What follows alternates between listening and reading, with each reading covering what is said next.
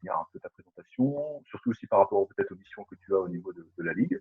Et j'aimerais aussi que tu me donnes un peu ton sentiment par rapport à la décision peut-être de la fédération sur parce que tu étais deuxième avec Coulombier, tu étais là un petit peu en phase de montée. Et je voulais savoir voilà, quel est ton sentiment qui domine à ce moment-là, et puis après on enchaînera sur la visio. Ok, avec plaisir. Donc, bonjour à tous, donc, Guillaume Cormon, comme m'a présenté Anthony, salarié de la Ligue donc depuis 11 ans maintenant et à Colomiers Basket en National 1 depuis 8 saisons.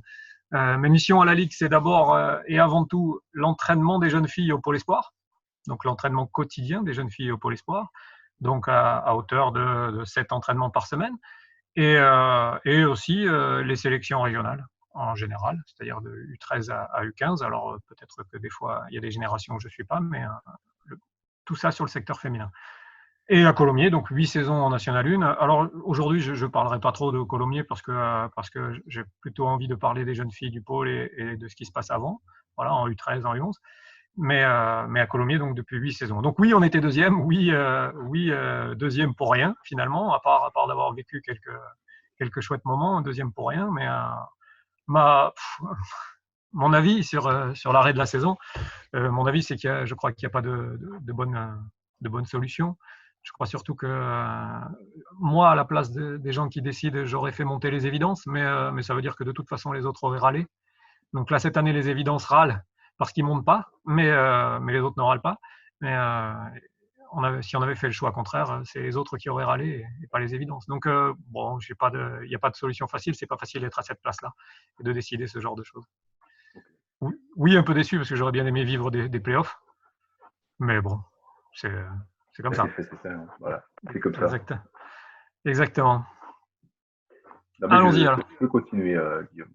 Je te remercie. Alors allons-y. Donc le thème un peu bizarre dans son intitulé, c'était les comportements offensifs, l'agressivité, le 1 contre 1.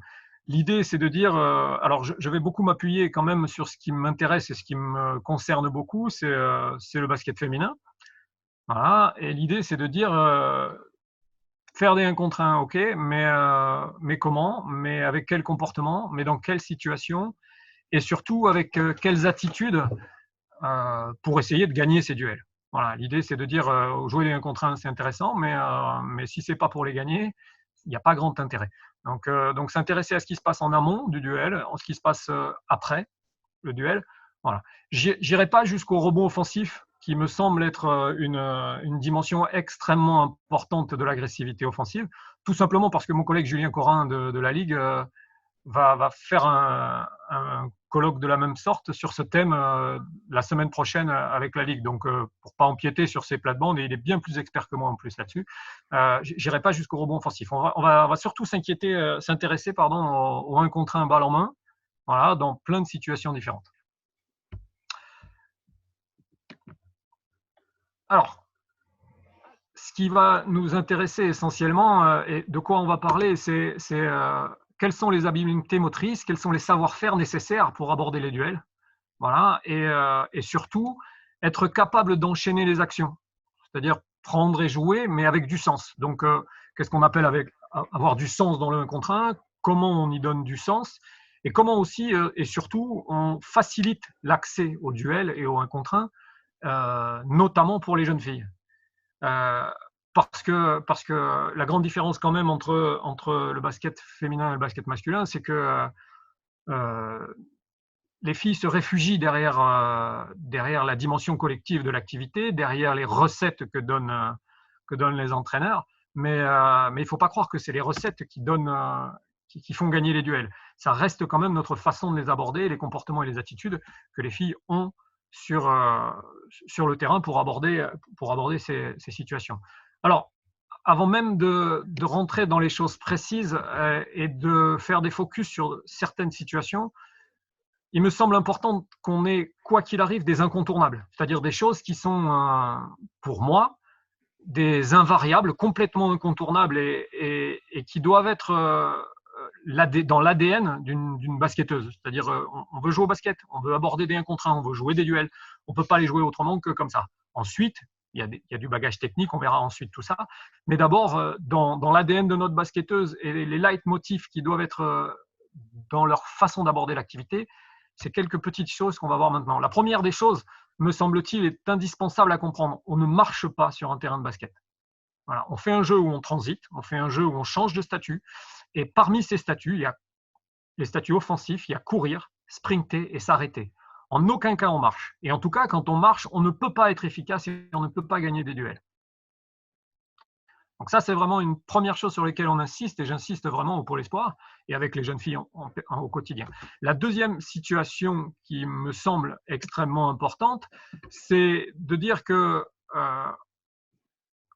tous les porteurs de balles, dribbleurs, non dribbleurs, ont comme priorité dans les savoir-faire la capacité à avoir le contact visuel avec le cercle. Tout simplement des gros mots pour dire on a la balle, on regarde le panier. Et ça veut donc dire dans l'entraînement des choses qu'on appelle de la dissociation segmentaire, c'est-à-dire mes pieds font quelque chose, mes mains font quelque chose, mais mes yeux sont accrochés sur le cercle à chaque fois que j'ai la balle. Donc c'est vraiment des incontournables que l'on conserve dans toutes les situations de 1 contre 1. C'est tout simplement voir pour savoir si c'est juste et pour ensuite pouvoir faire des situations d'enchaînement d'actions, de prendre et jouer qui sont justes. Par contre, Anthony, on n'a pas dit, excusez-moi, mais à tout moment, on peut poser des questions. C'est Anthony qui relaye, on peut stopper, revenir en arrière, il n'y a aucun problème avec ça. Hein. Oui, tout à fait. Il y a un petit chat qui sur le côté là sur votre droite de l'écran. Donc, si vous avez l'intention de poser des questions, d'arrêter Guillaume, il n'y a pas de souci. Vous posez la question sur le chat. Moi, je t'arrêterai. Et à ce moment-là, je te reposerai la question.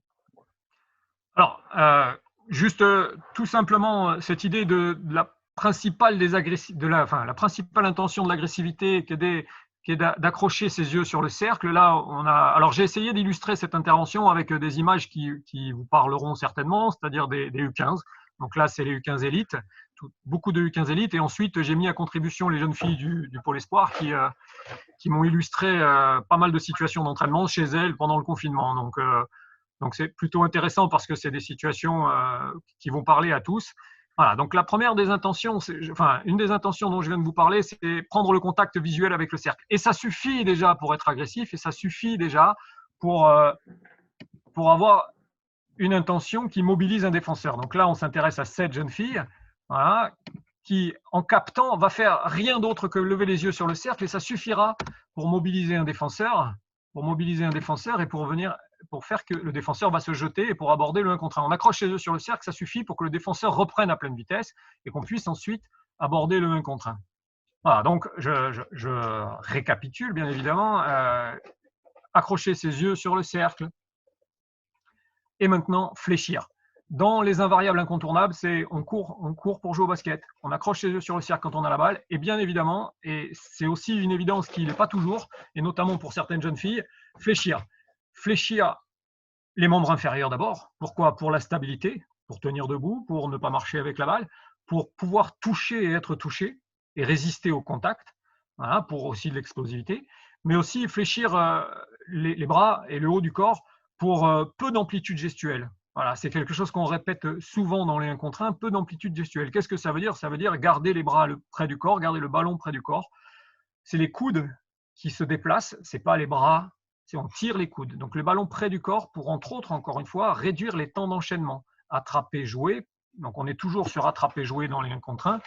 Plus ça prend du temps, moins c'est efficace. Donc l'idée, c'est vraiment le moins d'amplitude gestuelle et d'être fléchi le plus souvent possible.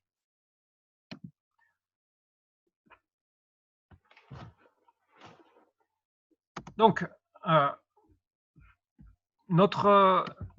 j'ai pris le parti d'aborder nos situations de 1 contre 1 de la sorte, c'est-à-dire plutôt que d'isoler des situations de 1 contre 1, j'ai pris une structure simple que on retrouve à tous les niveaux, que ce soit, enfin, en tout cas je l'espère, de U11 à senior, en tout cas en U11, j'espère qu'on le retrouve régulièrement, c'est-à-dire une situation simple de passer-couper.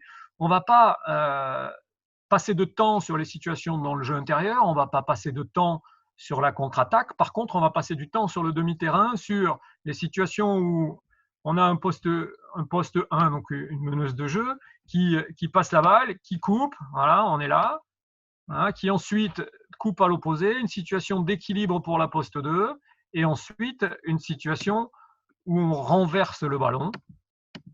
Enfin, on renverse le ballon. Donc une situation simple de passer, couper, équilibré, de cette fameuse situation des familles, là, mais qui me semble-t-il est très riche pour proposer plusieurs situations de 1 contre 1. Donc on va s'amuser à découper ces situations de 1 contre 1.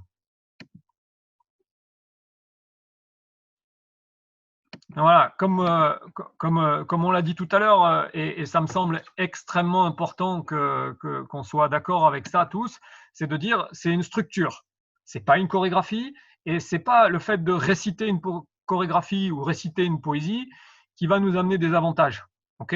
Ou alors c'est s'appuyer sur des défenseurs un peu fébriles, voire un peu suspects. Voilà. À partir du moment où on a une défense qui défend à peu près correctement, juste le fait de réciter la chorégraphie ne suffit pas pour créer des avantages et pouvoir les exploiter et avoir des 1 contre 1 efficaces. Donc j'insiste par rapport à ça, on s'appuie sur une structure, mais si au préalable des moments où on touche la balle, et si quand on touche la balle, on n'est pas sur quelque chose de juste, et surtout si en tête et dans leur comportement, nos jeunes filles n'ont pas les incontournables dont nous avons parlé précédemment, qui sont de courir, contact visuel avec le cercle et fléchir, quoi qu'il arrive, la structure ne nous apportera rien. Ce sur quoi je veux insister aussi, c'est que on va rajouter des choses à chaque situation de 1 contre 1, mais elles sont complètement transversales à toutes. On ne revient pas à chaque fois sur ce qu'on a dit précédemment, elles sont complètement transversales à toutes, et à chaque fois, on ajoute des petites choses qui sont liées à cette situation-là, plus qu'aux autres. Donc notre première situation qu'on découpe, notre premier découpage et notre premier temps fort qu'on exploite, c'est la situation dans l'axe, avec le porteur de balle dans l'axe, et l'agressivité du porteur de balle. La question qui me semble importante de poser aux jeunes filles, c'est pourquoi passer la balle si on peut scorer 1 contre 0? Même si ce n'est pas une question qu'on pose souvent aux garçons, parce qu'ils ont déjà la réponse, hein. Ils ne se la posent pas d'ailleurs. D'ailleurs, ils ne se posent pas la question de passer la balle souvent. Là, l'idée, c'est de dire aux filles, pourquoi passer la balle si on peut scorer 1 contre 0? Donc, avoir un niveau d'agressivité élevé, constant. Ça, c'est la première chose qui me semble indispensable à comprendre pour elles. Et ensuite, c'est de comprendre aussi que quand on est focalisé, notamment dans ces situations de figure imposée, focalisé sur passer la balle, eh bien, on oublie que le défenseur, il va défendre que cette intention-là. Donc, l'idée, c'est d'avoir tout le temps une intention d'agressivité et d'avoir des défenseurs qui défendent d'abord et avant tout l'accès au panier pour fixer le défenseur, masquer un peu nos intentions. Donc là, on se focalise sur ce premier duel qui nécessite de l'agressivité de la part du meneur de jeu.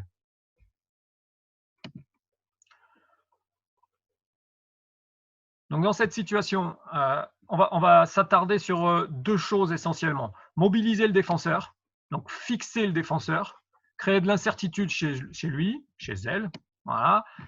Multiplier les appuis, augmenter la fréquence du dribble pour varier la hauteur du dribble et varier aussi la hauteur du bassin, jouer sur la hauteur du bassin pour mobiliser ce défenseur et qu'il ne soit qu'à défendre que l'accès au cercle.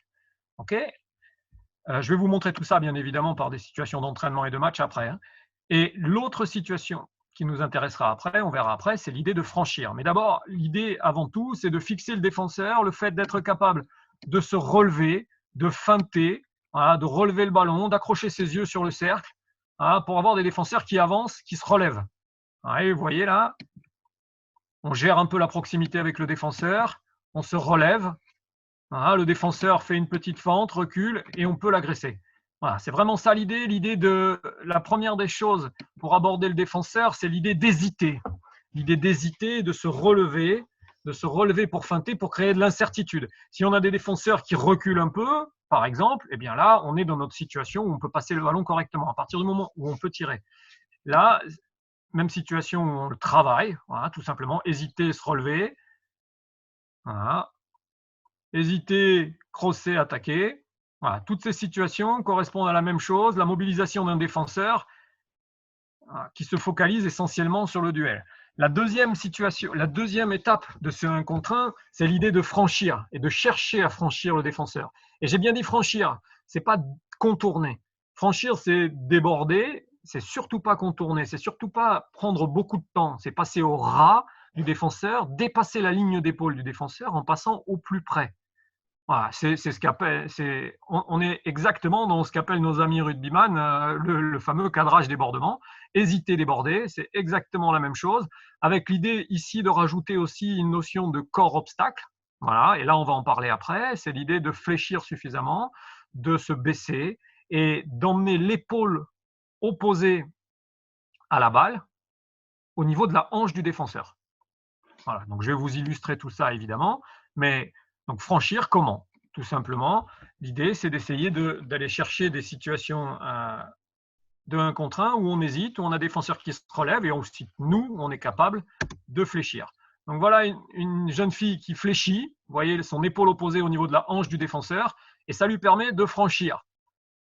Voilà, là, on peut déborder. Alors la suite nous intéresse moins, mais vraiment l'idée, c'est vraiment l'idée de flexion et pour franchir. Là, on a exactement le même type de situation, une jeune fille qui arrive en dribble, qui va hésiter, qui va feinter, mais qui va rester debout, qui va garder les épaules face, voilà, et qui en aucun cas va pouvoir franchir. Voilà, elle va avancer dans son 1 contre 1, mais en aucun cas elle peut franchir. Voilà. Donc ça, c'est les situations d'illustration. Maintenant, ce que je vous propose, c'est des situations de travail. Voilà. Donc là, c'est plus simple et plus clair de comprendre ce que j'entends par franchir et ce qu'on attend. Donc là, une situation de travail simple avec un plot, voilà, où on hésite, où on ramasse, voilà, et vous voyez l'épaule opposée à la balle qui est très bas, d'une jeune fille qui est très fléchie pour ramasser son plot. Voilà, là, on est dans la volonté de franchir. Alors, il faut y mettre évidemment un peu de vitesse pour se relever, mais l'idée, c'est ça. Donc, on ramasse, on reste fléchi. Voilà, pareil avec une gourde, voilà, c'est un travail qu'on fait régulièrement au pôle, mais qui me semble extrêmement intéressant.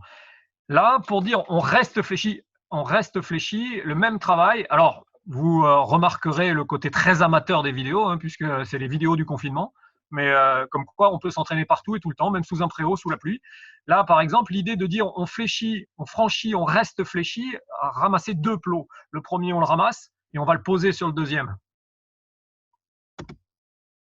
Voilà, ça nous permet de rester fléchi. Alors, il faut imaginer avec de la vitesse, bien sûr, une situation bien plus juste avec de la vitesse. Mais en tout cas, l'idée, c'est on ramasse, on a l'épaule opposée à la balle qui est basse, on passe l'épaule, on passe le bras et on reste fléchi le temps de poser le plot.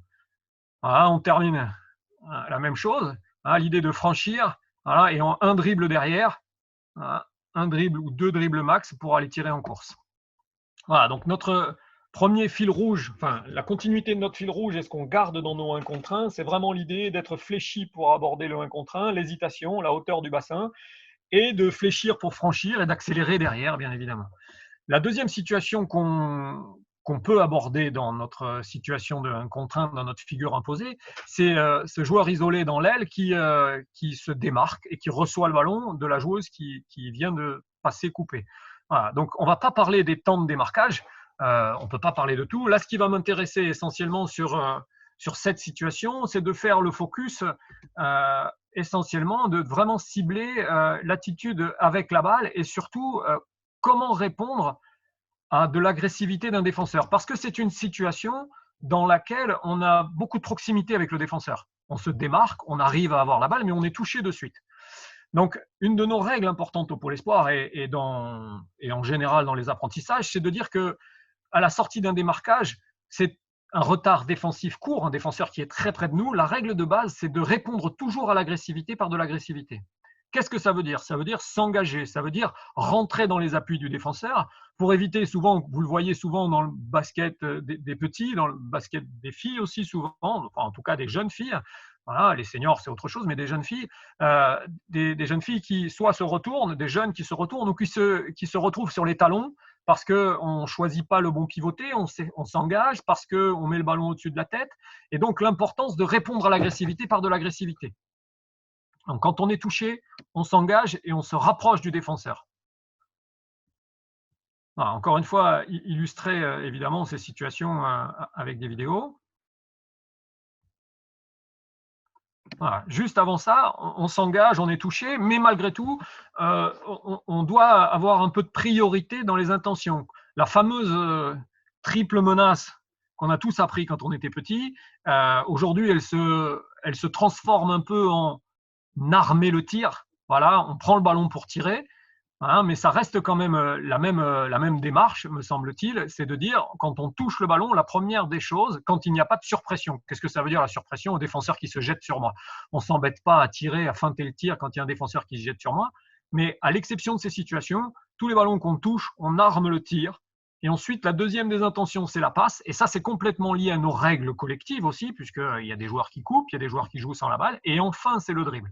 Dans une situation normale de défenseur qui ne se jette pas. Enfin, on passe le coude sous la balle pour armer le tir. Voilà l'attitude et le comportement de quelqu'un à la sortie d'un démarquage. Donc, autre chose importante, et on revient à ce que je disais tout à l'heure sur fléchir, la volonté d'utiliser les coudes. Alors, pour les Aveyronnais, je vous ai mis une Aveyronnaise en photo hein, qui fait ça très bien. Hein, voilà, Mademoiselle Luna Altaver. Qui voilà, tirer les coudes pour balayer la pression défensive et se débarrasser de la pression défensive. Ça, c'est quand on est touché par un défenseur. Parce que, pour illustrer ce que je vous disais, de répondre à l'agressivité par de l'agressivité, on ne peut pas mettre le ballon au-dessus du contact, au-dessus des bras du défenseur, et on ne peut pas tendre les bras. Sinon, en aucun cas, on va pouvoir faire quelque chose d'efficace pour attaquer et pour aborder notre duel. Je vous ai mis des images juste après. Ah, première situation, vous voyez, on a le ballon au-dessus de la tête, on est jambes tendues, on a les bras, le ballon qui se balade partout, on n'a pas le coude sous la balle, on subit la pression, et ce que je vous disais, c'est le fameux moment où on se retrouve sur les talons et on subit complètement la pression. Voilà. Là, attitude pas du tout juste, on est exactement dans une sortie de démarquage. Alors là, la continuité ne nous intéresse pas, mais par contre, voilà, l'attitude du porteur de balle ne correspond pas du tout à quelque chose d'agressif et une attitude et un comportement de quelqu'un qui veut jouer un contre un. Voilà. Situation identique. Voilà. Là, cette fois-ci, on casse les bras, on se débarrasse de la pression en passant sous la pression, en tirant les coudes, et on a un défenseur qui recule. Voilà. Casser les bras, on n'a pas le ballon au-dessus des épaules, voilà, même situation, et on peut aborder le 1 contre 1 et notre position correctement. Voilà. Donc l'idée, c'est vraiment un tirage de coude, peu d'amplitude gestuelle, des petits gestes secs, se débarrasser de la pression, répondre à la pression par de l'agressivité. Quelques situations d'entraînement, voilà, s'engager, armer le tir, voilà, tout ça sans aucune amplitude gestuelle. Voilà, tout ça avec des petits gestes secs, passer le coude sous la balle, passer un autre coude au-dessus de la balle pour le départ en dribble. On est vraiment sur aucune amplitude gestuelle pour pouvoir être efficace et ne pas être dérangé par la pression défensive. Même situation, tirer les coudes, cette fois-ci avec un défenseur qui jette.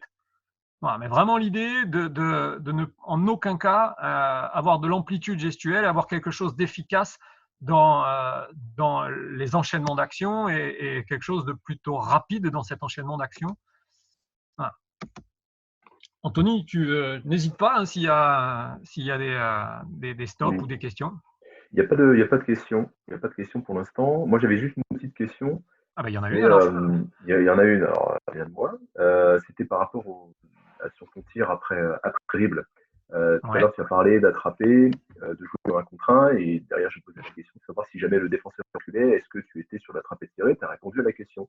Et je me suis dit, si jamais à un moment donné, la joueuse à la ballon, elle part en dribble, et que le défenseur recule, est-ce que tu développes aussi cette notion de partir en dribble, de s'arrêter et de prendre le tir après dribble, ou alors la joueuse qui ne peut pas tirer, qui ne peut pas jouer sur 1 contre 1, tu vas lui demander de passer sa balle. Comment tu gères ce genre de situation? Alors, je vous montrerai à la fin, après l'exploitation de ces 1 contre 1. Pour l'instant, on est sur créer les avantages, mais après, on va sur exploiter ces avantages. Mais ce qui est sûr, c'est qu'il est interdit d'interdire, notamment de tirer. Voilà. Par contre, prendre les tirs à 3 points, même quand on a une gestuelle de tir qui est en construction, qui est au début, prendre les stop tirs, ça n'existe pas beaucoup dans le basket féminin, les stop tirs à mi-distance. Pourtant, c'est une arme extraordinaire. Mais il est interdit d'interdire. Donc moi, je m'interdis d'interdire à des jeunes filles de prendre des tirs quand un défenseur recule. D'accord. Ok. En revanche, je pointe le doigt, et je pense que c'est surtout à ça que ça sert. Pointer le doigt sur il faut que tu tires. Par contre, si tu ne mets pas dedans, je t'encourage à travailler d'autant plus et prendre ce projet de la gestuelle de tir en main. Voilà. Mais interdire, c'est d'accepter de ne pas mettre. Moi, je suis pas partisan d'interdire, bien au contraire. Tout le monde a les mêmes priorités dans les intentions. On prend pour tirer. Et si on n'est pas capable de tirer, eh c'est pas grave. Juste en aparté, une des choses qui valorise le tir extérieur et qui aussi sécurise les gens qui tirent, c'est ce dont je vous parlais au début, c'est le rebond offensif. C'est-à-dire, on ne tire pas que pour marquer, évidemment, sinon on ne tirerait pas souvent parce qu'on ne tire pas souvent à 50%. Par contre, on tire aussi parce qu'on a confiance dans nos coéquipières et dans notre projet du rebond offensif. Voilà, donc j'interdis d'interdire de tirer. En tout cas, je m'interdis d'interdire de tirer. La situation d'après, le découpage suivant, c'est la situation d'après, c'est-à-dire qu'on a mis le ballon dans l'aile et maintenant on a notre joueur qui vient remplacer le joueur dans l'axe et cette situation d'équilibre. Voilà, donc là cette fois-ci on a une situation d'équilibre, on garde encore une fois, encore et toujours tout ce dont on a parlé précédemment dans nos apprentissages et nos savoir-faire, et là on va faire un léger focus sur les pieds. Voilà, se dire comment aborder cette situation. Avant ça, je veux dans nos règles, dans cette situation, il est indispensable d'avoir un proverbe chinois. Alors, aux jeunes filles, on dit souvent, on a un proverbe chinois, c'est quand la porte est fermée, on la prend dans la tronche. C'est un proverbe pas du tout chinois, hein, mais qu'on a inventé pour que ce soit très clair. Systématiquement, ce proverbe, il va à plein de nos règles, et une de nos règles, c'est de dire on attaque le plus souvent possible, voire la plupart du temps, à l'opposé de l'endroit où on réceptionne la balle. Si le ballon vient de ma droite, il faut que j'aille attaquer à gauche. Encore plus dans cette situation, qui est une situation de renversement. Voilà, on est dans l'axe, où le rôle du joueur dans l'axe, c'est de renverser la balle. Ça veut dire que si on ne le renverse pas par la passe, si on va attaquer, c'est forcément aller attaquer le plus souvent possible à l'opposé du passeur. Et donc, on s'organise au niveau des appuis pour aller attaquer à l'opposé du passeur. Et on va faire le focus là sur nos situations, sur les attrapés joués et sur quels appuis prioriser dans ce cas-là. Donc, c'est des courses un peu différentes parce que c'est soit des courses linéaires où on arrive du large pour venir prendre la balle, soit des courses où on rebondit sur la ligne des lancers francs, soit des courses qu'on incurve un peu pour suivre la ligne des 3 points. Mais ça reste des courses quand même un peu particulières. Donc, on a, dans cette situation, on priorise 2 situations. Nous, une première situation où on s'arrête face à la balle et ensuite on s'engage. Voilà, on pivote en engagé pour aller vers le cercle. Ou alors une autre situation où on priorise des situations où on sursaute avant d'attraper la balle. Voilà. Alors, si ce n'est pas très clair pour tout le monde, ne vous inquiétez pas, les vidéos normalement sont là pour illustrer tout ça. Mais l'idée, c'est de sursauter pour redémarrer un peu la machine, pour attaquer le défenseur éventuellement dans les situations de contre-pied, c'est-à-dire à l'opposé de l'endroit où il arrive. Donc là, notre première situation, on garde notre histoire de tirage de coude et on y rajoute un engagé, voilà, pour aller attaquer à l'opposé. Donc là, c'est une situation complètement de passer coupé équilibré. Donc on passe, on coupe. Alors les espaces ne sont pas tout à fait ceux qu'on a définis, mais on a une jeune fille qui attaque, qui transfère la balle, qui engage et qui va attaquer complètement à l'opposé. Voilà. Donc, alors il y a monsieur l'arbitre qui n'est pas très bien placé, ou je ne sais pas qui est bien mal placé, mais en tout cas il nous gêne un peu. Donc, voilà, l'idée c'est attraper, tirer les coudes, s'engager pour aller attaquer à l'opposé. Voilà. Et ce qui nous intéresse dans cette situation, et pourquoi on fait aller attaquer à l'opposé, voilà. Donner du sens à nos règles. Pourquoi on fait attaquer à l'opposé? Parce que le ballon est ici, les joueuses sont dans les aides. On va les annoter, hein. Voilà. On a des joueuses le ballon est ici, des joueuses qui prennent un peu de temps, ces joueuses-là, pour sauter à la balle, voilà, pour se replacer. Et donc, on vient attaquer à l'opposé des replacements défensifs. Voilà. Et donc, là, par exemple, dans cette situation,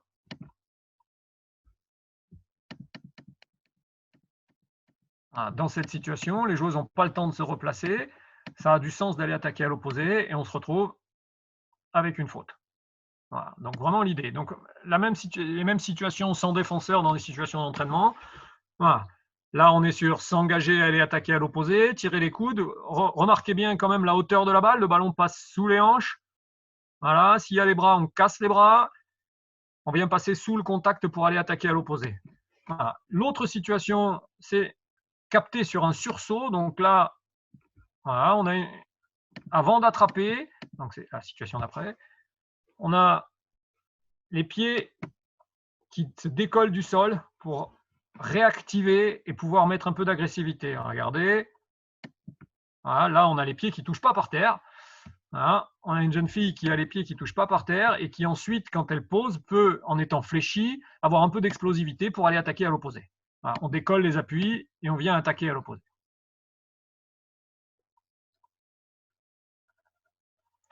Alors, je sais que les vidéos sont un peu saccadées, pas chez moi, je suis désolé. On mettra tout ça sur la chaîne YouTube, mais en tout cas, voilà, l'idée, c'est d'essayer d'être relativement clair. La dernière situation de découpage qui nous intéresse dans notre situation, c'est la fin, c'est-à-dire on renverse le ballon. On renverse le ballon, on a eu notre passé coupé, notre meneur de jeu qui est à l'opposé, le joueur qui a équilibré, qui renverse sur lui, et là on appelle ça des situations de close-out. C'est tout simplement des situations, c'est des gros mots pour dire des gros retards défensifs. Un close-out, c'est une action défensive, voilà, qui n'est pas facile à aborder parce qu'on a beaucoup de distance, on change de statut. On était défenseur à l'opposé de la balle et dans le renversement, mon joueur a la balle. Donc là, l'idée, c'est d'attaquer ces situations. Elle est très intéressante, cette situation, parce qu'elle fait appel à toutes les compétences et les habilités motrices qu'on a abordées dans toutes les autres. C'est-à-dire qu'une joueuse ou un joueur qui marche ne peut pas jouer, ne peut pas l'aborder correctement. Si on n'est pas outillé et fléchi, on ne peut pas jouer. Voilà. Et ensuite, on peut y rajouter une notion de lecture. Voilà, dans le 1 contre 1, c'est de dire que une situation arrêtée sur un défenseur qui nous contrôle, on va chercher à attaquer le pied qui est devant du défenseur. Dans une situation de close-out, donc ces situations-là avec un défenseur qui nous reprend avec de la course, on va chercher à l'attaquer dans le contre-pied. Ça veut dire chercher à l'attaquer dans le contre-pied dans des situations où il ne peut pas nous reprendre. Vous allez les voir évidemment, ces situations-là, en vidéo. Donc la première situation, une situation de renversement sur une jeune fille qui marche. Voilà, qui marche, qui est dans des attitudes qui ne correspondent pas à ce qu'on recherche. Voilà. Donc on prend la balle en marchant. Voilà. On feinte pas, on n'arme pas le tir, on n'est pas dans les attitudes recherchées et on se retrouve avec une joueuse qui en aucun cas peut gagner un duel. Voilà. L'autre situation, un autre close-out où là, on attaque complètement dans le contre-pied, un renversement sur une joueuse qui se jette pour défendre, et là, on attaque complètement dans le contre-pied à pleine vitesse. La différence entre les deux situations, c'est d'abord et avant tout le rythme et notre capacité à être fléchi, à prendre à pleine vitesse et à enchaîner l'action sur des situations simples de close-out à aborder. Plus facile à aborder en attaque qu'en défense. Alors, c'est bien joli de gagner des duels, voilà, mais de franchir, de déborder notre défenseur. Maintenant, ce qui me semble important, c'est l'étape d'après, qui est indispensable pour nous, et notamment pour les jeunes filles. Il y a 2 étapes qui sont importantes. La première étape, c'est d'être capable de générer des contacts. Voilà, l'idée, c'est de dire, on est toujours dérangé par les contacts, on est toujours dérangé pour les contacts dans les tirs notamment. Eh bien, pourquoi, pour ne pas être dérangé, être à l'origine des contacts? Voilà, quand on est attaquant, on fléchit, on toucher le plus tôt possible à partir du moment où on a commencé à franchir, à partir du moment où on est à côté, à partir du moment où on est devant, toucher pour ne pas être dérangé et garder l'avantage. Voilà, c'est, à mon sens, dans le duel, celui qui génère le contact a l'avantage. Si on ne génère pas de contact en étant attaquant, c'est le défenseur qui génère le contact et donc on est repoussé. Et je ne veux pas revenir sur l'intervention de Nicolas sur les choix de tir, mais c'est complètement en lien. Si on ne génère pas le contact et si on ne s'intéresse pas très tôt au contact sur le défenseur, eh bien c'est le défenseur qui le génère. On se retrouve avec des tirs complètement excentrés et complètement pas justes parce qu'on est dérangé par le contact. Donc pour ne pas en être dérangé, couper les trajectoires des défenseurs, même sur le demi-terrain, parce qu'on parle de contre-attaque, on parle de ça beaucoup dans la contre-attaque, mais même sur le demi-terrain, et aussi générer des contacts, voilà, avec l'épaule opposée, voire même avec le dos. Voilà, donc là, les schémas, bon, ils sont un peu bateaux, mais c'est vraiment essayer de comprendre qu'on rentre dans les rails du défenseur le plus tôt possible. Si on ne peut pas s'appuyer sur le défenseur, le mot c'est vraiment ça, s'appuyer sur le défenseur. Si on peut s'appuyer, c'est très bien. Si on peut couper sa trajectoire et rentrer complètement dans ses rails, c'est encore mieux. Donc, voilà, pour vous illustrer ça, plusieurs images. La première, une jeune fille qui vient faire un duel et qui est complètement repoussée. Vous voyez, complètement repoussée sur la ligne de fond.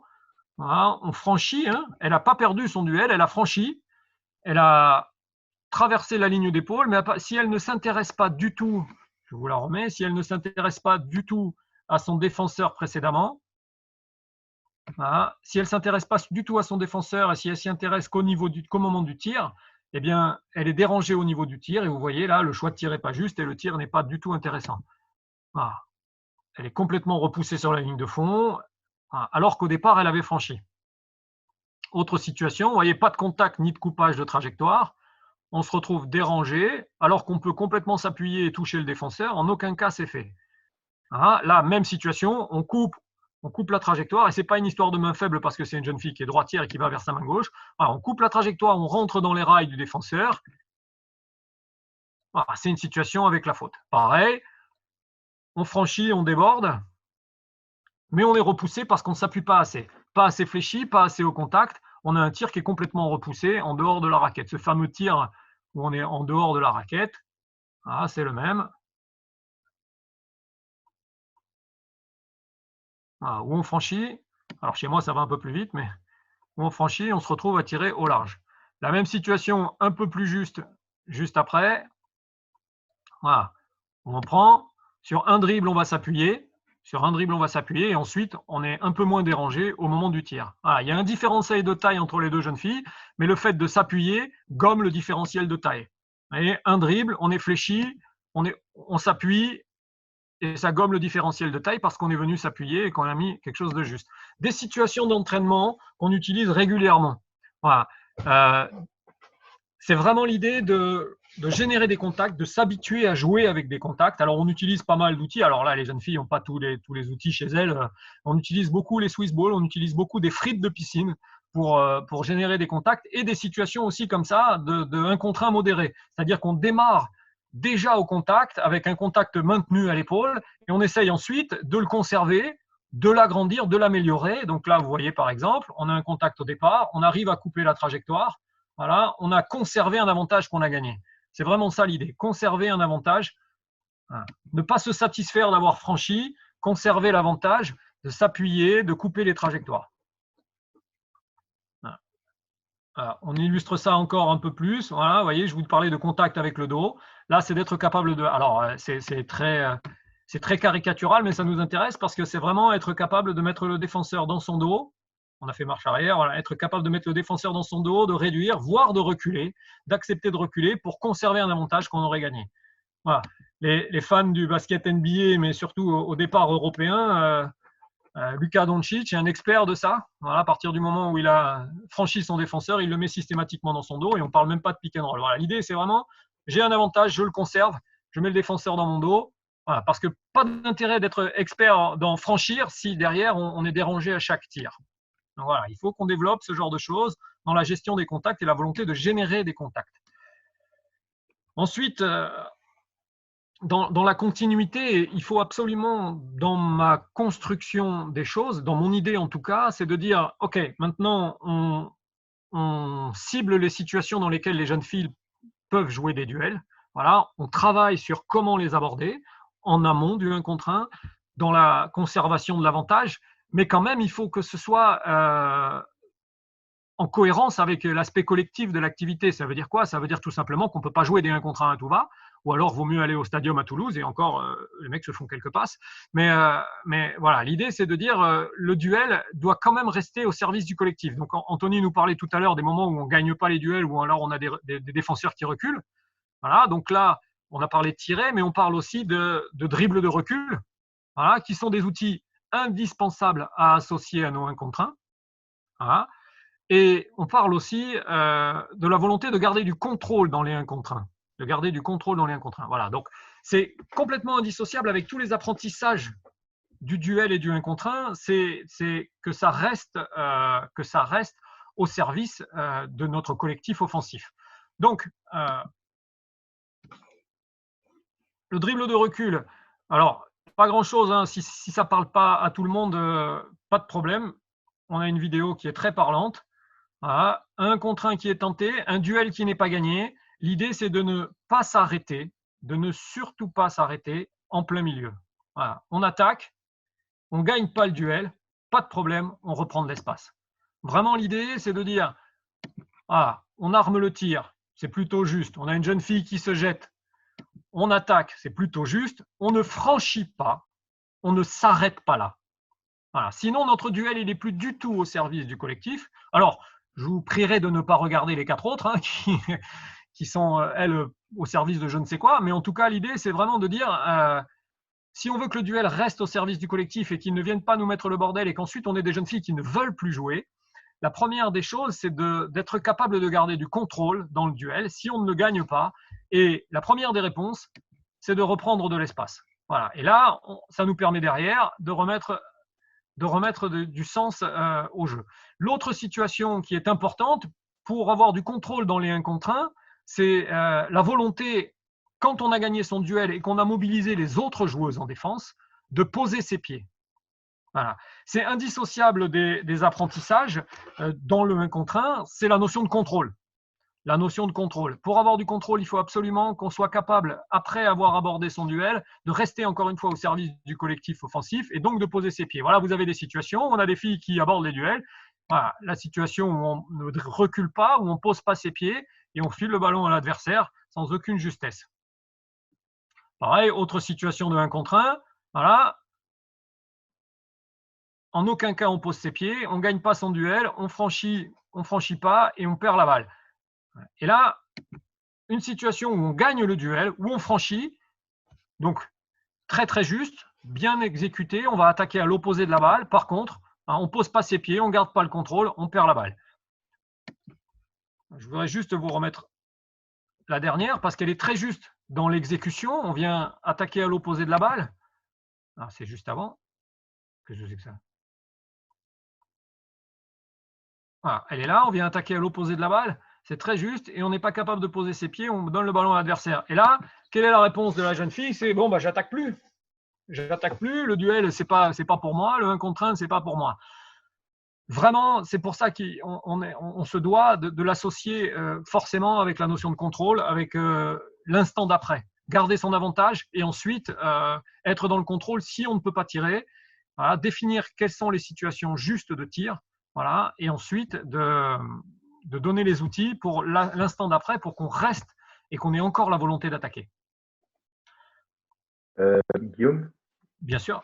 Oui, j'avais juste c'était une question.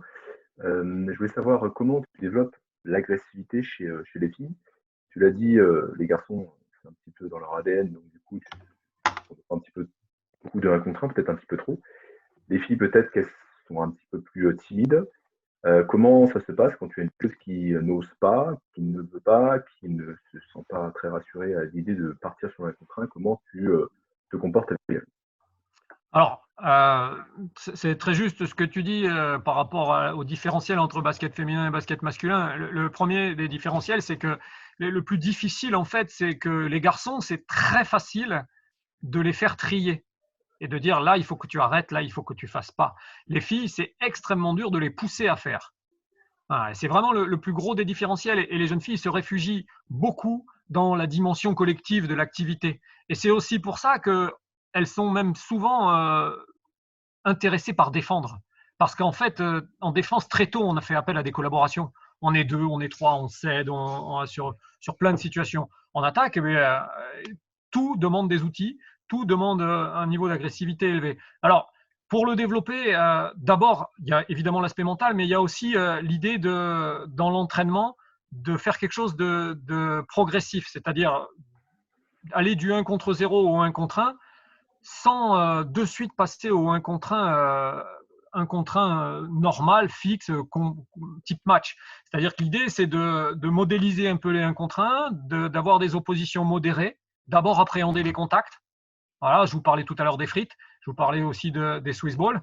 L'idée, c'est vraiment d'aborder d'abord et d'avoir une appréhension des contacts déjà faite. Ensuite, d'aborder avec des retards défensifs.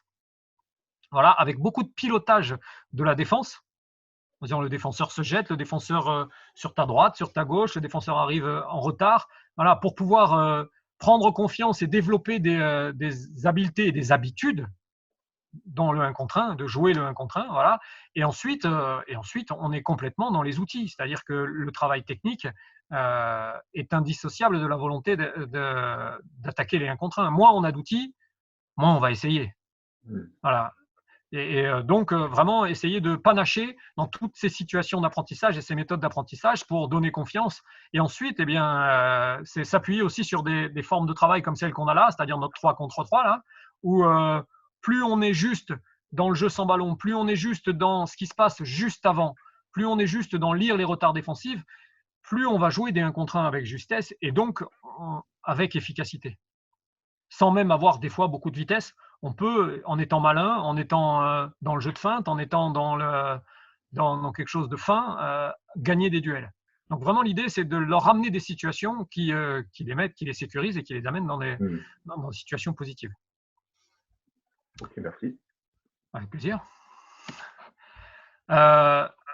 L'étape d'après, et c'est, me semble-t-il, la dernière étape dans nos situations de 1 contre 1, c'est l'insérer et l'instaurer, c'est ce que je disais, dans nos règles collectives. C'est-à-dire qu'une des raisons pour lesquelles on ne joue pas correctement le 1 contre 1, c'est qu'on ne sait pas toujours est-ce que ça a du sens, est-ce qu'on est dans le bon sens, est-ce que c'est juste. Voilà, ça c'est développer évidemment l'intelligence de jeu, mais c'est aussi s'insérer dans nos règles. Par exemple, la première des règles, c'est l'idée de prioriser. Parce que là, on a parlé de passer couper. Ok, passer couper, mais j'attaque quand, puisqu'elle coupe. Voilà. Et tout ça sont aussi des freins à la qualité des 1 contre 1, aux intentions de 1 contre 1. Voilà. Ce n'est pas à moi de vous dire quelles doivent être vos règles.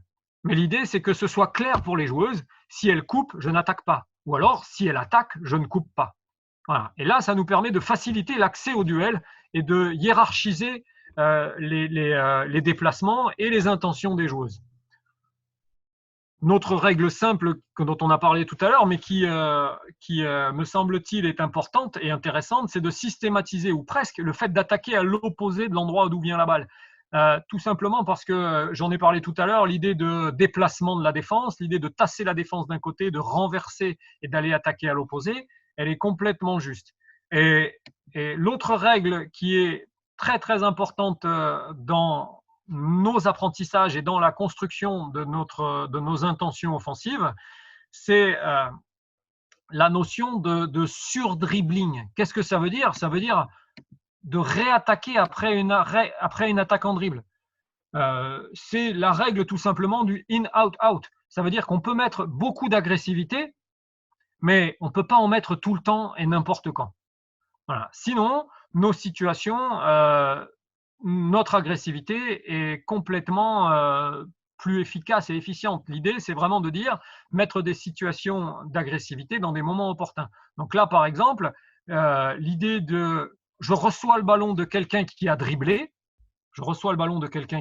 donc là en rouge, moi en rouge, en aucun cas, dans nos règles, j'ai le droit de réattaquer. Voilà. D'où l'idée de si la porte est fermée, je la prends dans la tronche. Ça correspond à cette fameuse règle-là de dire on a tassé la défense par le 1 contre 1 dans la raquette. Avant de réattaquer, j'aère le jeu. Donc j'aère le jeu. Et là, quand le ballon arrive sur notre numéro 3, notre numéro 1 a le temps de se replacer au large. Les défenseurs se replacent. Et donc notre duel sera bien plus juste. Et donc a plus de chances d'arriver à des situations positives et donc de valoriser la joueuse qui a attaqué. Encore une fois, moins on met de règles, plus les 1 contre 1 sont anarchiques, moins ils sont positifs, moins elles vont finir par en jouer. Parce que si c'est le bordel, il vaut mieux qu'on passe la balle, quoi. Voilà, donc l'idée, c'est de dire instaurer nos situations de 1 contre 1 avec tout ce dont on a parlé jusqu'à présent, dans des règles et dans un bon sens collectif et dans une cohérence collective pour que ce ne soit pas non plus un no man's land. Voilà, donc je vous ai... J'ai une autre question, une question de Guillaume d'Edouard. Ça concerne un peu la création du contact que tu as parlé sur la diapo d'avant. Ouais. Je la lis. Le fait de ralentir le défenseur en passant devant lui permet d'avoir du contrôle sur son défenseur en 1 contre 1, mais il perd la vitesse. Il perd un peu de temps. Donc sur le 5 contre 5, comment l'appliquer car cela ralentit le jeu et les mouvements de l'équipe en attaque. Alors, je comprends la question, je comprends son inquiétude, mais l'idée, c'est de dire le 1 contre 1, c'est un des temps forts que l'on a exploité de notre mouvement. Ça veut donc dire qu'il ralentit plus rien du tout, on joue. On a exploité un temps fort, on a joué notre 1 contre 1. Donc là, dans le 3 contre 0, dans le 3 contre 3, par exemple, on a exploité un des temps. On a mis le défenseur dans notre dos. On n'est plus dans ralentir, on est dans exploiter et on est dans conserver un avantage que la forme nous a amené. Et je ne parle pas du duel. C'est vraiment notre forme, nos déplacements, notre façon de les jouer qui nous ont permis de gagner un duel. C'est ça qui nous a permis de conserver un avantage. On le met dans notre dos, on perd peut-être un peu de temps, mais on est dans le vrai parce qu'on a quelque chose qu'on a exploité et qu'on continue à exploiter. Et derrière, eh bien, peut-être que ça va générer des défenseurs qui vont se jeter pour venir défendre sur moi parce que mon défenseur est dans mon dos. Et là, je vais trouver des situations simples à exploiter. La notion de temps, elle est très juste dans le jeu sans ballon. Elle est très juste dans tout ce qui est enchaînement des temps. Par contre, là, on est dans son duel. Évidemment qu'il ne faut pas tenir la balle 20 secondes pour aborder son 1 contre 1, mais là, c'est complètement différent. On a déjà gagné son duel, on le met dans son dos et on cherche les conséquences de ce duel et de cet avantage. Donc, on peut garder le défenseur un petit peu dans son dos et l'exploiter. Alors, on ne va pas le garder 20 secondes. Hein. Là, et vraiment, on l'a fait sur la situation que nous montrait Théa tout à l'heure en vidéo. C'était lent, mais parce que c'était volontaire et que ce soit très imagé. Évidemment, on le garde dans son dos et on repart vite pour aller faire un choix supplémentaire. Par rapport à la continuité de la question, je pense que la question, c'était aussi surtout quelle va être l'attitude des coéquipières qui n'ont pas la balle au moment où il y a le contact. Est-ce qu'à un moment donné, elles doivent attendre de voir comment la joueuse va réagir, c'est-à-dire est-ce qu'elle va partir finir au panier, est-ce qu'elle va partir, elle va continuer en dribble. À ce moment-là, quelles sont les attitudes des coéquipières? Est-ce qu'elles doivent, elles, commencer à se déplacer? Est-ce qu'elles doivent être bien dans un sûr. no man's land au début? Voilà. Non, pas du tout, parce que à partir du moment où on a débordé son défenseur d'un côté ou de l'autre, puisqu'on parle de ça d'abord, hein, à partir du moment où on a débordé son défenseur d'un côté ou de l'autre, ça déclenche des déplacements des autres. Voilà, donc on est déjà dans notre fameux vite, courir. Les autres se déplacent. On stoppe, elles se stoppent, ou elles continuent leur course, mais en aucun cas on fait demi-tour. Voilà. Et on peut pas, me semble-t-il, faire un aller-retour parce que ma coéquipière s'est stoppée, a changé de trajectoire. On stoppe, on libère l'espace, on continue sa course, mais on ne peut pas faire demi-tour parce qu'elle s'est stoppée. Voilà. L'idée, c'est de dire, de toute façon, si elle s'est stoppée, c'est un autre défenseur qui va venir, je vais être ouvert. Voilà. Et c'est dommage qu'on ne puisse pas dessiner sur quelque chose de blanc. Je ne sais pas comment on peut faire, Anthony, si tu as une idée pour dessiner ça. Pardon, je ne t'entends pas. Ton micro est coupé, Anthony. Ouais. Oui, pardon, excuse-moi.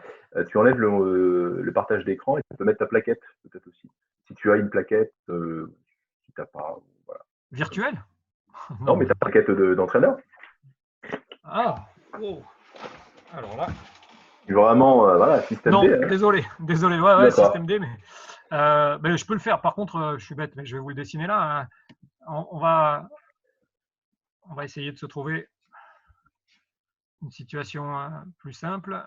Hop. On va prendre un peu de temps, hein, mais peut-être, ce qu'on va faire, c'est qu'on y reviendra juste après. Ce qu'on va faire, c'est qu'on va finir avec ça, parce que là, on était sur le in, out, out. On va terminer avec ça, avec les vidéos qui illustrent, et ensuite, on va aller sur les questions et cette volonté d'écrire sur un tableau. Voilà, donc juste pour illustrer ce in, out, out là, donc cette situation de fixation passe-passe, voilà, des situations initiées par de l'agressivité. Voilà. Donc là, le ballon arrive de l'intérieur, il ressort. Voilà, une joueuse qui ne tire pas, mais qui remet le ballon au large. Alors la continuité et le résultat, voilà, on s'en moque un peu.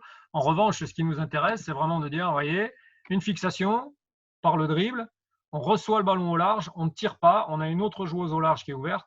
Voilà. Et là, si on remet, vous voyez, premier 1 contre 1, le ballon sort. Si on remet 1 contre 1, on reprend toute la défense de face dans la tête. Et c'est vraiment pas l'idée. Et là, ça sera donc une situation de duel pas juste.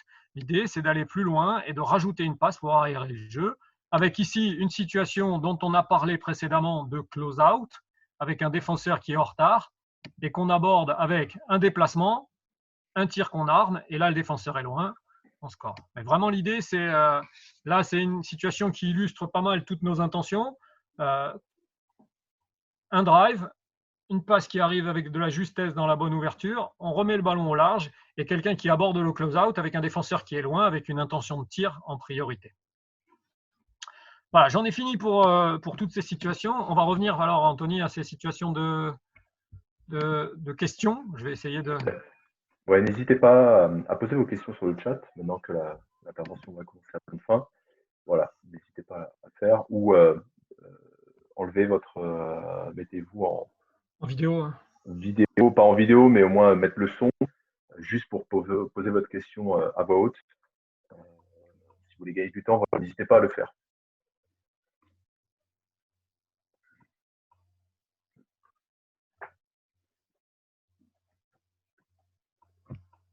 Donc, Anthony, je te laisse collecter les questions pendant que j'essaye. Pour l'instant, j'en ai pas.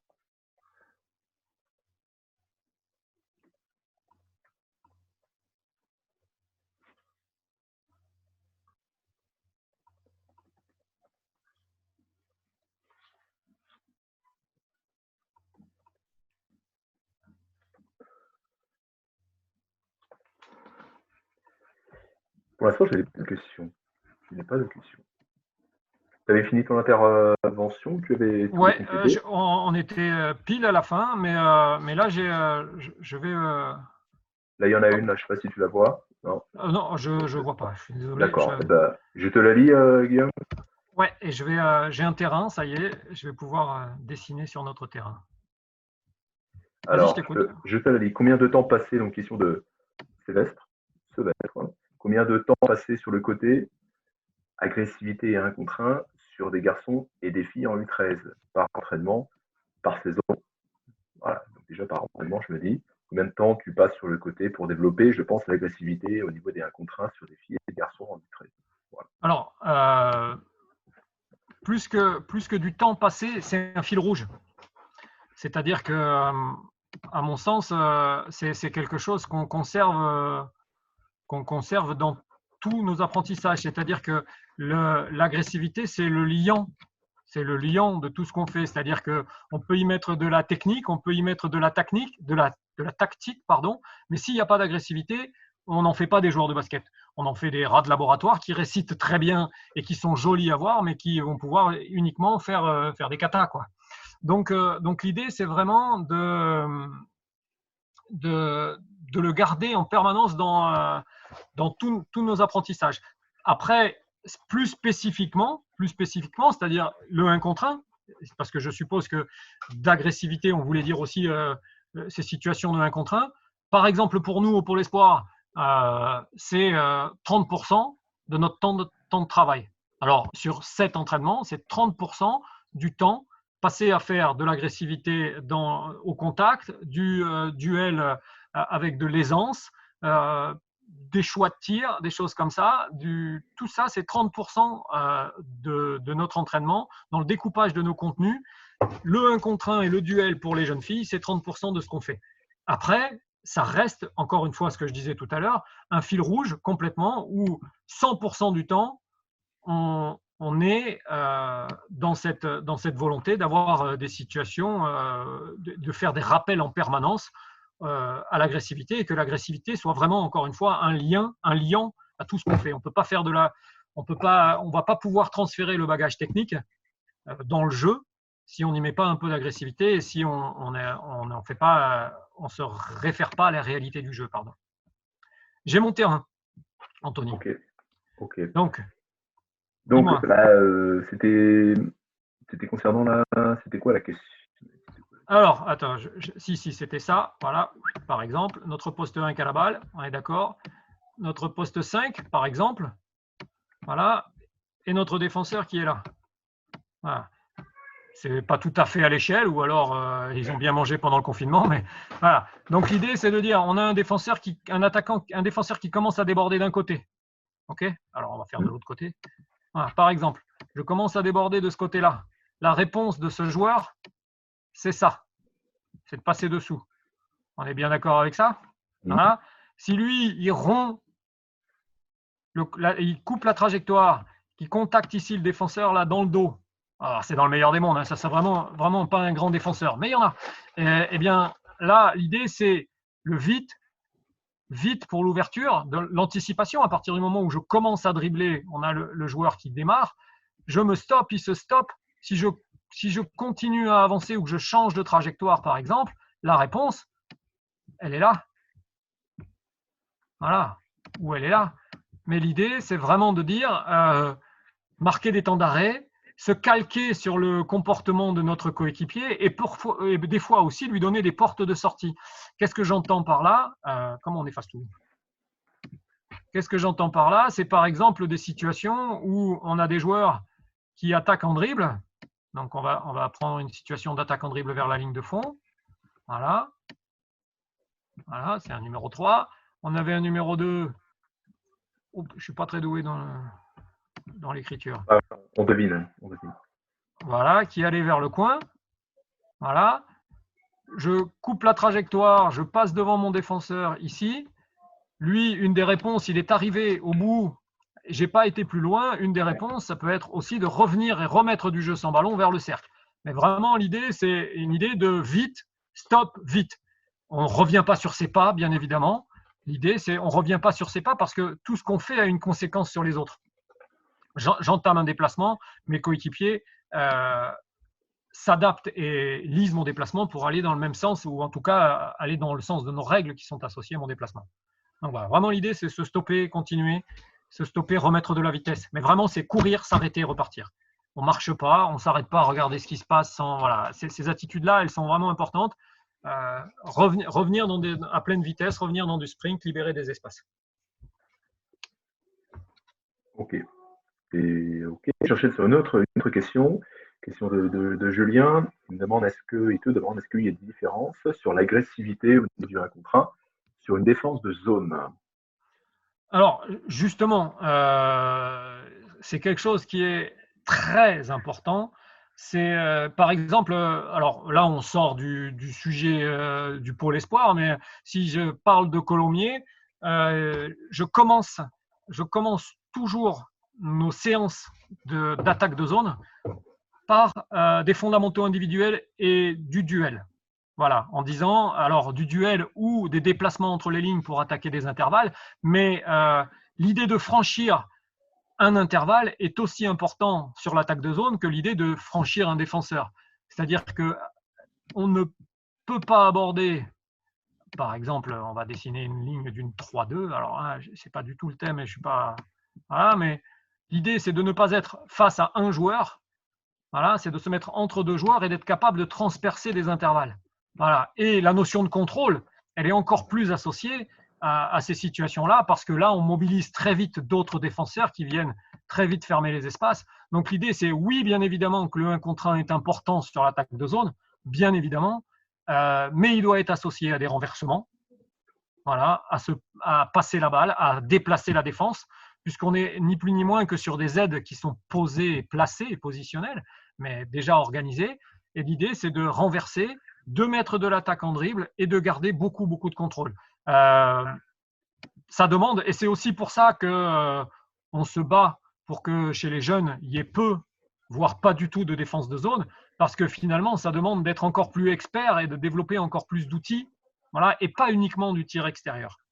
C'est-à-dire que évidemment que le 1 contre 1 est important, évidemment que le 1 contre 1 est important sur l'attaque de zone, évidemment que les attitudes du porteur de balle sont importantes, voilà, mais la notion de contrôle l'est d'autant plus, la notion de franchissement, elle est identique avec le franchissement des intervalles, voilà, mais il faut être capable encore plus sur l'attaque de zone, et encore une fois, je le répète, quand on fait de l'attaque de zone avec les filles à Colomiers, la première des choses qu'on fait, c'est franchir un intervalle, poser ses pieds derrière cet intervalle pour trouver les avantages que nous ont créés ce duel. Voilà, donc oui, important, l'agressivité sur l'attaque de zone. Je vais continuer avec mes questions, parce que je n'ai pas d'autres questions. Juste sur les temps de travail que tu fais par rapport, si tu pars sur du travail du 1 contre 1, on sait que c'est quand même assez sollicitant en attaque comme en défense. Combien de répétitions tu fais sur une petite situation, sur un petit exercice? Est-ce que c'est Euh, quantifié? Est-ce que c'est grosso modo? Est-ce que, voilà, parce que ça reste assez alors, sollicitant. alors, par exemple, pour les situations de 1 contre 1 modéré, que l'on utilise beaucoup au pôle, par exemple avec les Swiss balls, avec les WAF, avec tout ça, je fais des situations, on fait régulièrement des situations au chrono en disant même attaquant, même défenseur, voilà, où j'attaque, je touche, je m'appuie, je tire, j'attaque, je casse les bras au contact. Voilà, des situations d'enchaînement d'1 minute. Pendant 1 minute, même attaquant. Voilà, on se replace, on réattaque, donc ça fait 5, 6 attaques, 7 attaques. Voilà, on change. Voilà, et puis après, un temps de récup. Mais l'idée, c'est vraiment de dire répéter, aborder les contacts avec récurrence. Voilà, et donc, moi, souvent, je fonctionne au chrono en disant toutes les minutes 30, on change les joueuses qui ont les frites dans les mains, on change les joueuses qui ont les Swiss balls dans les mains, et on change les joueuses qui attaquent. Voilà, et donc, ça permet des temps de récup aussi. Et l'idée d'avoir quelqu'un avec des frites sous le panier pour taper les contacts, quelqu'un avec un Swiss ball à l'entrée de les 3 points, à l'entrée de la ligne des 3 points pour apprendre à franchir et en touchant, c'est aussi ces gens-là qui sont sur une récup un peu active. Et donc, ça permet Et, d'enchaîner et d'en faire beaucoup. Voilà. ok. Avec, vas-y, vas-y. Non, vas-y, fini. Non, non, c'est tout, avec simplement l'idée de récurrence et de répétition. Ok. Juste quand tu me parlais de Switchball, j'ai une question par rapport aux outils pédagogiques que tu peux utiliser pour être dans la progressivité. Tu as parlé de ces outils-là. Est-ce que tu as d'autres outils en termes de posture des fois? Tout à l'heure, tu as vu, il y avait un contact, tu as montré une vidéo avec un contact. Est-ce qu'il y a autre chose qui existe pour retarder des fois le défenseur et permettre que l'attaquant soit un peu en réussite et donc du coup derrière puisse Alors, retarder ou simuler un contact, parce que c'est vraiment ça. retarder, retarder, Retarder. retarder, ouais. Alors, retarder, oui, après, c'est des petits jeux de réaction, c'est beaucoup de choses qui se font d'ailleurs beaucoup dans le mini-basket et tout ça. C'est vraiment l'idée du dos à dos, des choses comme ça, d'aller tourner autour des plots. Là, on est sur du retard. Après, si on est sur simuler des contacts, là, il y a plus d'outils. C'est-à-dire que, et là, je fais appel à l'imagination de chacun parce que j'ai j'ai vu faire et j'ai entendu dire aussi qu'un collègue, pour travailler sur le franchissement, la notion de franchissement, la notion de passer l'épaule, travaillait avec des pneus. Il faisait rouler des pneus, donc on avait la main libre qui faisait rouler le pneu et qui appuyait avec son coude, et l'autre qui driblait, par exemple, voilà, des choses comme ça. Alors, je vous demande pas de faire ça, et moi je le fais pas personnellement, mais l'idée c'est de faire appel à l'imagination. Nous, on travaille avec des WAF aussi, vous savez, les coussins de proprioception, voilà, pour simuler des contacts. On travaille avec les Swiss balls, mais les Swiss balls c'est pas toujours simple parce qu'on rebondit. Voilà, on travaille beaucoup avec les boucliers de rugby. Voilà, les frites, beaucoup. Après, c'est libre à vous. Là, je ne vous ai pas montré, mais parmi les images que les jeunes filles m'ont envoyées du pôle, il y en a une qui travaillait avec un pouf de la maison, j'ai l'impression. Voilà, elles ont trouvé quelque chose dans la maison pour travailler, mais elles travaillaient avec ça. Mais voilà, je fais appel à l'imagination pour simuler des contacts. Et l'idée, c'est quand même de simuler des contacts maintenus, pas juste un contact bref. C'est vraiment l'idée de simuler des contacts maintenus, parce qu'un contact maintenu nous oblige à fléchir, nous oblige à descendre le centre de gravité, nous oblige à travailler sur notre posture et sur notre comportement. Sur la finition aussi. Et sur la finition, alors la finition, là vraiment, le Swiss ball est intéressant pour tout ce qui est lié au comment dire, je vais vous montrer, puisque là, ça j'en ai à proximité, c'est plutôt simple, mais le Swiss ball est intéressant pour tout ce qui. Ah, pardon.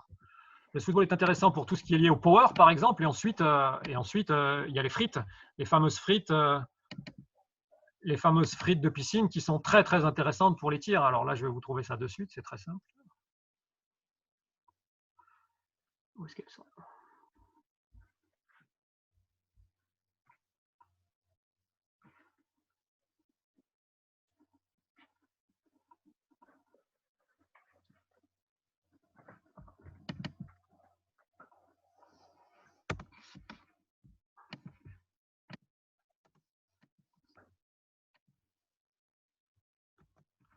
Voyez, par exemple, hop, je vais revenir.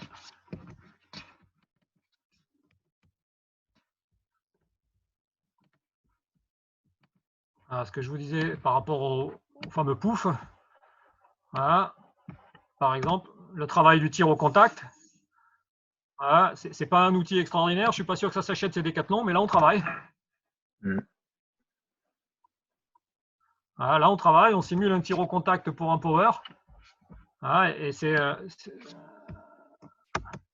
là, par exemple, il y a une règle on utilise des fois au pôle, alors il faut quand même y mettre un peu de justesse. On n'a pas le droit de se pousser, par exemple. On n'a pas le droit de se pousser dans les tirs, on n'a pas le droit de tout ça. Par contre, il y a une règle qui dit qu'on a le droit d'aller taper les bras, par exemple. On peut accepter et on doit être capable de scorer avec la faute. Avec des défenseurs qui dérangent l'attaquant. Voilà. Voilà, Ok. vraiment, l'idée, c'est d'être imaginatif. L'idée, c'est d'être dans des entraînements dynamiques, dans des entraînements différents qui donnent envie de s'entraîner et d'être dans l'appréhension des contacts. Et encore une fois, je parle de ce que je connais, me semble-t-il, le mieux, le basket féminin, dans lequel on est dérangé par les contacts. Par contre, à partir du moment où on appréhende les contacts et on développe de la dureté, eh bien déjà, on se rapproche un petit peu plus du haut niveau. Voilà, parce que le haut niveau, c'est dur, parce que l'arbitrage dans le haut niveau est pas plus permissif, mais est plus juste, me semble-t-il. Et on est dur et il faut se le gagner. Quand on veut mettre un panier, quand on veut gagner un duel, il faut se le gagner en étant dur et en étant juste. Ok. Ok. Bon, ben, impeccable.